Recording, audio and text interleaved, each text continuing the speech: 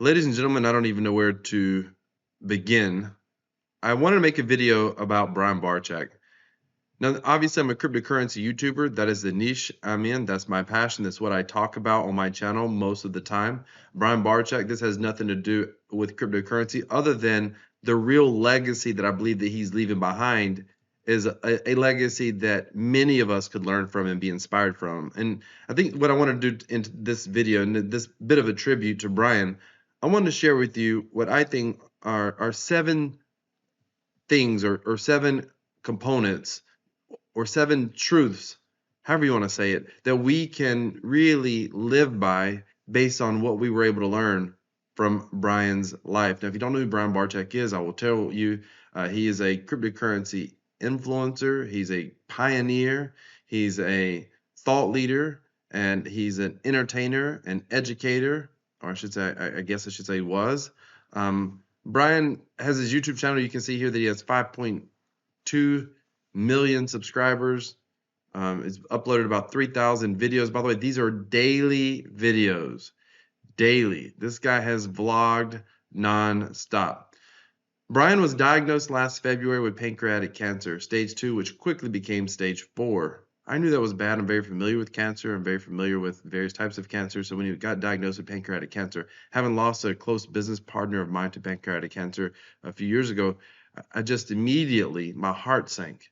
And he went on camera and he shared what was going on, what the diagnosis, the prognosis, what his plans were, how he was planning to fight the cancer, hoping that he could beat it and everything else. And he even had started building out this massive aquarium and reptile center that's going to be in Michigan, where he's from.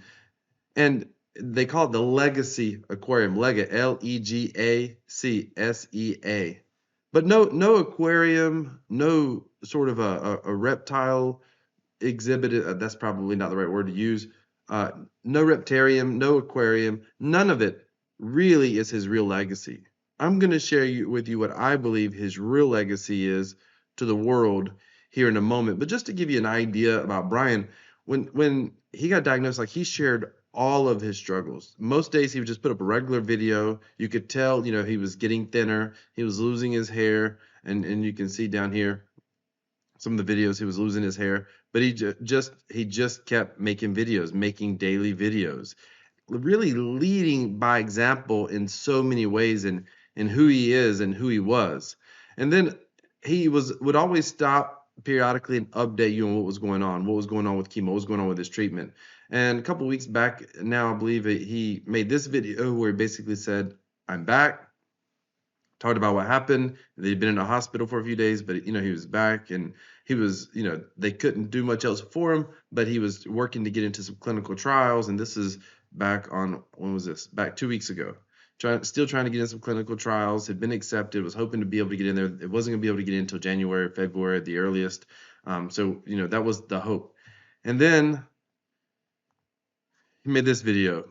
So apparently, and I don't follow him on Instagram. I never really did follow him on Instagram. But apparently he made another video just a day or so before this. But essentially, he'd went to the hospital. He'd had a stroke, a couple of strokes, I think. And this video was him saying goodbye to his audience. And it was incredible. He was about to enter hospice care. He was, basically owning where he was at. Truly having dignity, facing the adversity that most of us could not imagine, and that's end of life.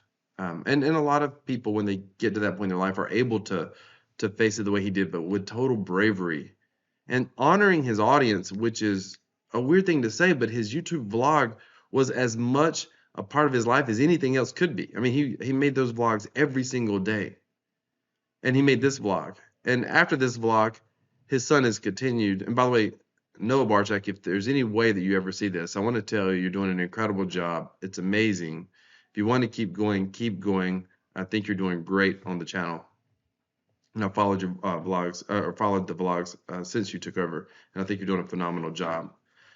But it was announced yesterday that Brian finally, he in this video said he was going to enter hospice care, and this video was just 11 days ago. But yesterday, 10 days after making the last video, his final goodbye.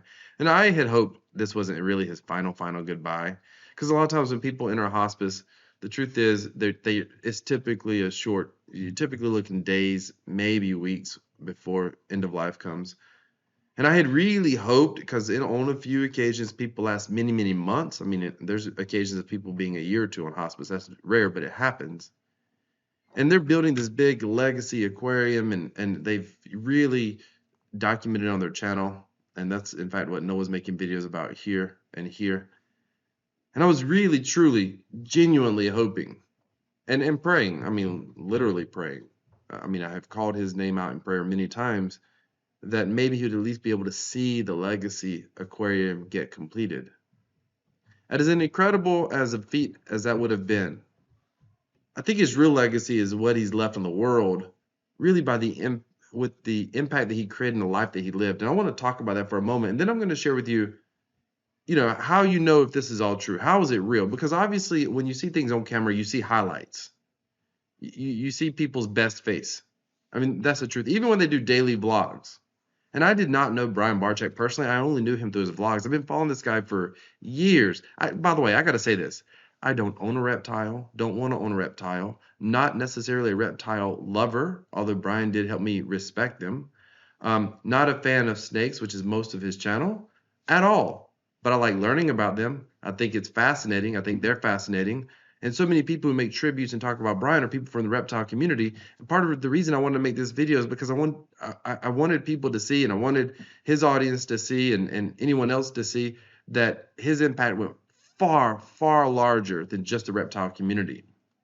And those of you who may be watching my channel, you've never heard of Brian Barczyk, then I encourage you to check him out, because I think there's a lot to learn. Go check the channel out. His legacy is going to live on, not only through his work offline, but also online as they continue with the vlogs and whatnot.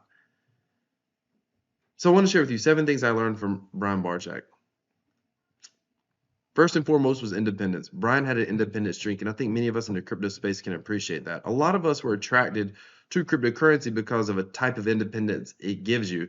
But Brian really had this independent streak in his life, kind of a chase what you love, sort of do what you want. Really a pioneer.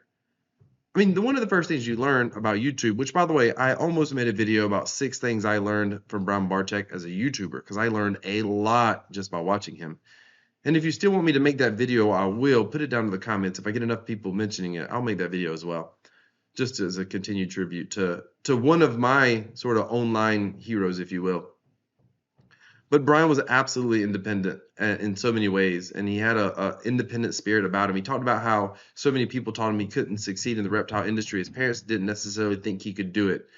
And one of the things that you learn so much about in business and in even YouTube, starting a YouTube channel, is find out where the people are and create content and so sort of serve an audience that you're passionate about and that you like serving with your content. But the idea is, it's not best to go out and create brand new content and sort of create a niche. That's hard. So many people have attempted that and failed. But Brian didn't care about that. He did it anyway. I mean, he created the type of content in the reptile space that nobody was creating at the time. Not the way he was creating it, the kind of content he was creating. But he did it, and I think it's because of his independent streak. And he's influenced so many other reptile influencers. I mean, so many. In fact, I'll show you another one of my sort of favorites here in a moment, in that niche, just to kind of learn about reptiles and whatnot. And I'll show you him in a moment. And I also want to talk about how we know if this was real or was this just an online persona. The second thing I think that we learned from Brian is always spend time doing what you love. Now, it's easy to say that Brian just loved reptiles, because he talked about reptiles, he talked about his reptarium, he talked about his breeding. When I first started watching his channel, he didn't have a reptarium, he was just breeding. And he did that for a year or two, and then he created this reptarium, and I followed along and watched it get built. It's kind of incredible to watch. And then prior to his diagnosis, they started the aquarium, and then the diagnosis happened, and they continued with the aquarium. I say aquarium, it's aquarium/reptarium. It's huge, huge. I hope to visit it one day. But Brian always focused on doing what he loved. He took time off. He visited people. He went around, and you could call it collaborations. But I think for him, it was so much bigger than that. It was obvious that he had a genuine love for animals, a genuine love for life. And not everyone is as fortunate enough to make their passion their career. And Brian truly did do that. But I think it's important for all of us, no matter what our careers are, no matter what our job is, do a good job on your job. If you work in an office, do a good job in the office. But make certain that when you're out of that office, spend some time doing the things you truly love, you're truly passionate about. The third thing I believe that I learned, and this is kind of twofold, is everyone has a purpose, and with that purpose, we must focus on making an impact of some sort. You know, Brian's, you could say, what was his purpose? I think he had so much purpose in life. I mean, part of his purpose was to create awareness of these animals. Part of his purpose was to take care of animals. Part of his purpose was to entertain people and spread the message so people didn't necessarily fear snakes, for example, or fear reptiles. He was really big on, running programs in the local school systems and other places where he got invited, where he would bring what he called his ambassador animals. One of them you see him holding right here. That might be Sunshine. You got to follow along and know all of his snakes and reptiles and alligators, but he'd bring these ambassador animals out and he would educate and allow people to touch them and hold them.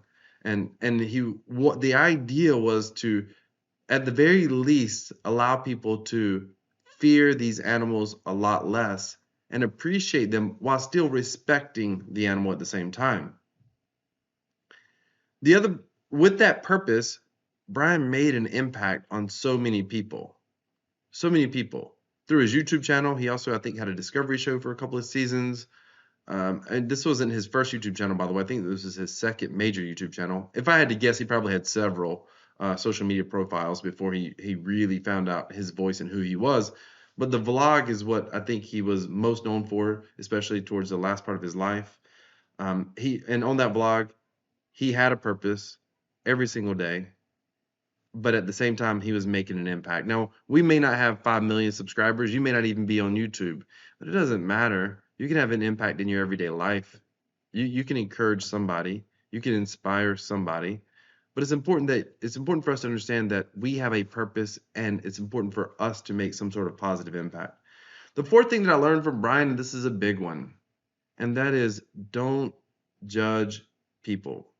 One of the things, and this isn't something that Brian said, it's something that I watched. In the reptile community is very interesting, and just like any community, it can be a little bit tribalistic. There's a lot of competitors, and Brian's gotten his share of haters. When you don't get to 5 million subscribers and I have haters, heck, I got 30,000 subscribers and I get haters, so I can't even only imagine.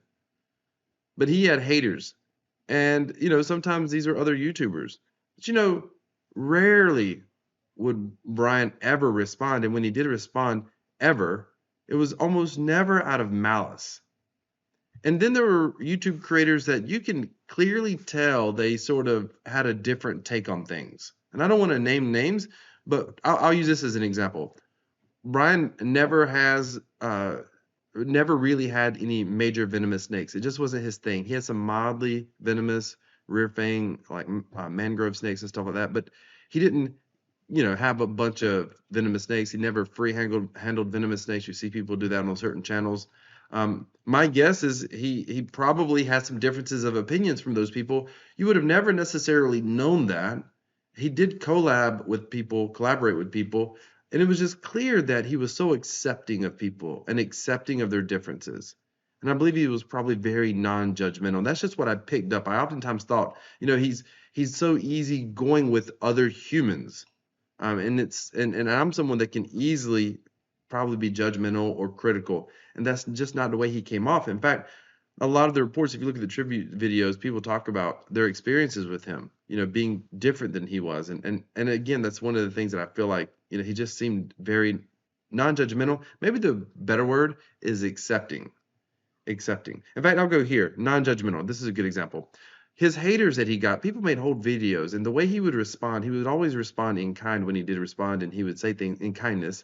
He would respond in kindness, and he would say things like, listen, maybe he would say things like, understand where I'm coming from. This is what's going on. This is why this is happening, just so you understand.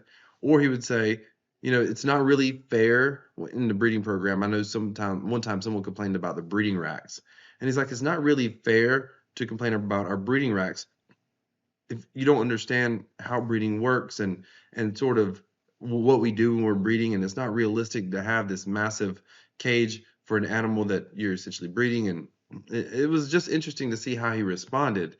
He never hit back. He never punched back. In fact, the worst hater I ever saw, they were raising money for the Legacy Aquarium, and it was shortly after he got diagnosed with cancer, and he realized he wasn't going to be here, or he there was a chance he wasn't going to be here. He wanted to get completed. He didn't want to leave a lot of stress on his wife if he could help it, and so he asked people for donations. And somebody literally said, and he responded to it. They literally said that he was faking cancer to get donations. My blood boiled when I heard that, and he responded. I mean, just he just said, "Hey, that hurts. That hurts if somebody would say that." And I thought, "Oh my goodness, there's so many things." I wanted to respond for him. In fact, I almost made a YouTube video talking about haters because we all get haters, and hater is what it is. It's not a bad thing. It just is what it is. It's humans. But there are some things that just should never be said, and that was one of them. And I saw his response, and it was just kind of mild and even keel, and he said it was hurtful, and he was moving along. He wasn't wasting any time on it. And I've seen people point out in the past certain things about certain snakes that he had in their enclosures, and Brian always would apologize and would say, "You know what? I think you're right. I'm making some mistakes here. I've got to improve." And he was always pretty quick to own his mistakes, and I thought that was incredible to at that level to be able to handle your haters that way, and being able to do it in a way that's non-judgmental, and to be objective in some cases and be like, you know what, maybe they actually have a point here instead of just jumping on the defense, which I think a lot of us, at least myself, could have easily done. The number five thing I was going to say is respect, but I think you just got an example of the way he respected his haters. Number six, don't be afraid of risk. Brian always took risks. 3 times in particular that were documented on his channel. One he told about, the other 2 you saw it on the channel. One was when he started breeding snakes, which is what he did in the very, very beginning at 16 years of age. He talks about how he took all of his money and all of his resources and he dumped it into breeding snakes. His parents thought he was crazy, and it ended up paying off for him. And ended up earning pretty good money doing it. And then when he was breeding, he was one of the largest breeders in the world of ball pythons.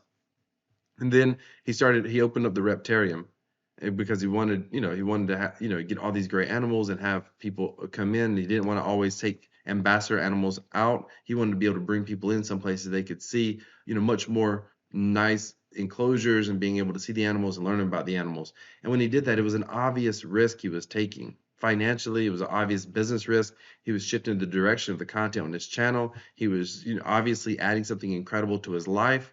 It was unreal to watch, and it ended up working. It was an incredible success. And then even now, even as he was fighting cancer, he was taking one of the biggest business/financial risk, reputation risk, dare I say legacy risk, in creating the Legacy Reptarium, Legacy Aquarium. And I say Reptarium and Aquarium because it's dual. My understanding is one half's an aquarium, one half's a Reptarium.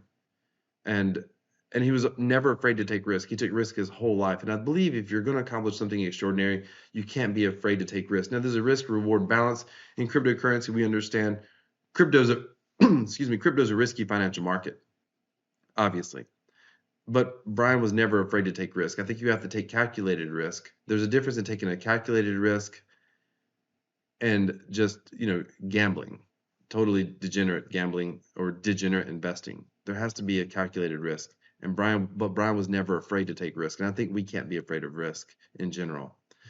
Number 7, and then I'm going to move into why I feel like what we saw on camera was a pretty accurate depiction of who Brian's character is. And I'll share that with you in a second. But let me just say this. The number 7 thing that I learned about Brian was to love people.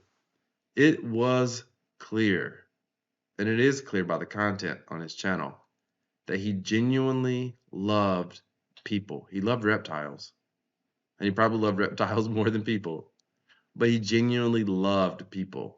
He wanted to connect with them.